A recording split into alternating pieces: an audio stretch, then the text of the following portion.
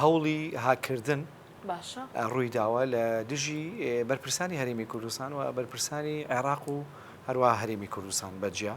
ئەیشیان لەلایەن گروپێکەوە کە لە وڵاتی تورکیان و دووەمیشیان لەلایەن گروپێکەوە لە وڵاتی ئێرانەوە ڕوویاوە ئەمەش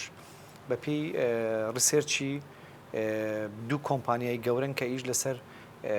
سایبەر سکیوریتیەکەن لە جیهانین کاری لەسەرەکەن ئەوان راپۆرتەکان بڵاو کردوێتەوە بەڕاستی من هەتا ئەم لەحزەی کە لەگەڵ جەناب تا قساکەم هیچ هەواڵێکم نبینی کە لە میدیاکانی هەرێمی کوردستان و عێراق ئەمە بڵاو بێتەوە و چونکە ئەم دەنگۆیەکی زۆر گەوری لەگەڵ خۆیان هێنابوو ئەوەی گروپە تورکەکەی کە هەوڵی دابوو کە کۆمەڵێک بەرپرسی کورد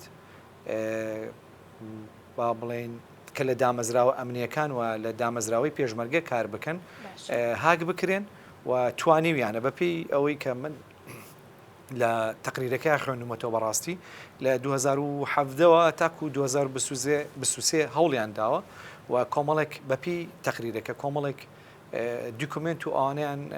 داونلۆد کردو توانیویانە بیبن